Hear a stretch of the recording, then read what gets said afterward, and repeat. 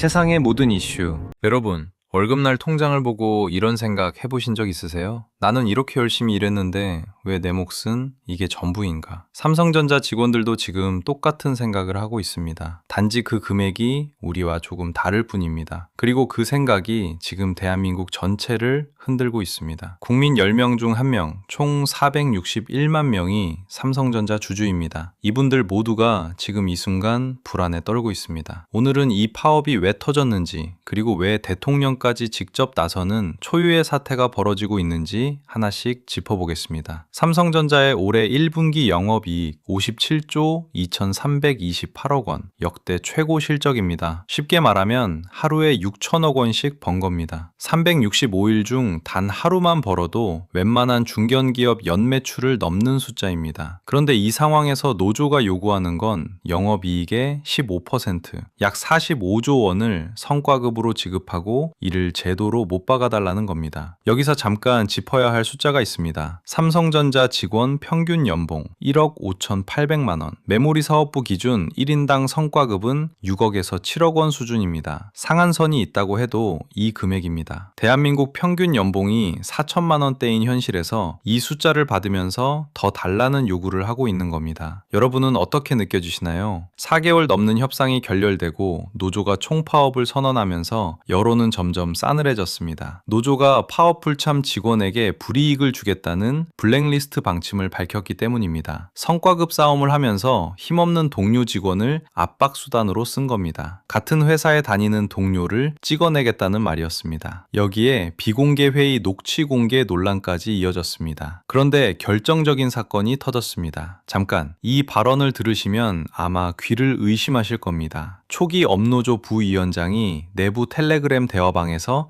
이런 말을 했습니다. 삼성전자는 우리가 그냥 없애버리는 게 맞다. 자기가 다니는 회사를 없애버리자고 한 겁니다. 이 발언 하나로 여론은 완전히 돌아섰습니다. 성과급 싸움이 아니라 회사 자체를 흔들려는 것 아니냐는 비판이 쏟아졌습니다. 여러분도 이 상황이 얼마나 아이러니한지 느껴지시죠? 4월 30일 이재명 대통령이 입을 열었습니다. 잠깐, 이게 왜 충격적인지 먼저 말씀드릴게요. 이재명 대통령은 원래 노동계의 우호적인 메시지를 주로 내왔던 대통령입니다. 그런데 그 대통령이 이런 말을 했습니다. 일부 조직 노동자들이 자신들만 살겠다고 과도한 요구, 부당한 요구를 해서 국민의 지탄을 받으면 다른 노동자들에게도 피해를 입히게 된다. 노동자 편이었던 대통령이 노조를 향해 경고장을 날린 겁니다. 이게 얼마나 이례적인 일인지 이제 아시겠습니까? 대통령의 경고 이후 정부가 본격적으로 움직였습니다. 산업부 장관이 긴급 조정권 발동이 불가피하다고 공개 선언했습니다. 노동부 장관은 직접 평택으로 노조를 찾아갔습니다. 긴급 조정권이란 파업이 국민 경제를 심각하게 위협할 때 정부가 파업을 30일간 강제로 중단시킬 수 있는 마지막 카드입니다. 역대로 손에 꼽을 만큼 드물게 쓰이는 이 카드가 거론됐다는 것 자체가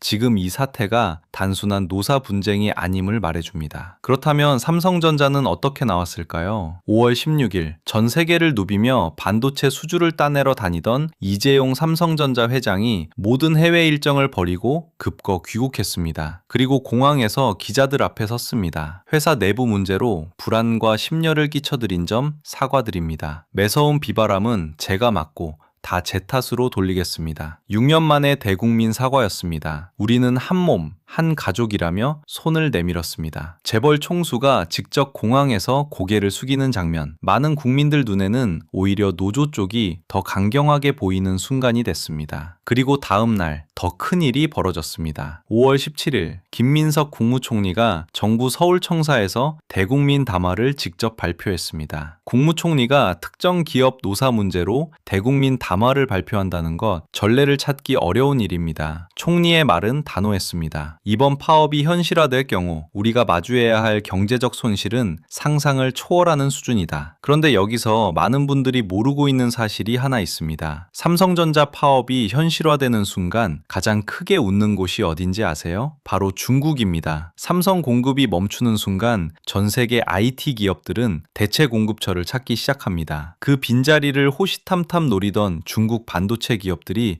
기다렸다는 듯 치고 들어오는 겁니다. 삼성이 멈추는 순간 순간 중국은 웃습니다. 우리가 수십 년 쌓아온 반도체 고객사를 단 18일 만에 빼앗길 수 있다는 겁니다. 한번 빼앗긴 고객사는 다시 돌아오지 않습니다. 오늘 5월 18일 두 가지 충격적인 일이 동시에 터졌습니다. 먼저 이재명 대통령이 다시 나섰습니다. 노동권만큼 기업 정영권도 존중돼야 한다. 글 말미에는 이 사자성어를 인용했습니다. 과유불급, 물극, 필반. 지나침은 모자람만 못하고 사물이 극에 달하면 반드시 돌아온다는 뜻입니다. 노동자 편이었던 대통령이 한 달 사이 2번이나 노조를 향해 경고를 날렸습니다. 그리고 같은 날 오전 법원도 움직였습니다. 수원지방법원이 삼성전자가 신청한 위법 쟁의행위 금지 가처분을 대부분 인용했습니다. 결정 내용은 단호했습니다. 파업 기간 중에도 반도체 생산 라인 인력을 평상시와 동일한 수준으로 유지해야 한다는 겁니다. 법조계는 이 결정을 이렇게 평가했습니다. 사실상 쟁의 행위가 어렵다는 결정이다. 파업을 완전히 막은 건 아닙니다. 하지만 5만 명이 라인을 멈추는 전면 파업은 이제 법적으로 불가능해진 겁니다. 대통령, 총리, 법원이 단 하루 만에 동시에 같은 방향을 가리켰습니다. 이제 공은 완전히 노조에게 넘어갔습니다. 오늘 노사는 세종시 중앙노동위원회에서 2차 사후 조정에 복귀했습니다. 파업까지 사흘, 이게 사실상 마지막 협상입니다. JP모건은 이번 파업으로 삼성전자 연간 영업이익이 40조 원 넘게 줄어들 수 있다고 분석했습니다. 업계에서는 최대 100조 원의 직간접 손실 가능성까지 거론합니다. 1,700여 개 협력사의 생계가 달린 이 싸움. 피해는 삼성전자 한 회사로 끝나지 않습니다. 오늘 협상이 어떻게 끝나든 이 질문만큼은 남습니다. 대한민국에서 노동의 권리와 국가 경제 둘 다 지킬 수 있을까요? 여러분은 어떻게 생각하시나요? 댓글로 꼭 남겨주세요. 구독과 좋아요 부탁드립니다. 끝까지 봐주셔서 진심으로 감사합니다. 좋아요와 구독은 이런 영상을 계속 만들 수 있는 가장 큰 힘입니다. 다음 영상에서 또 만나요.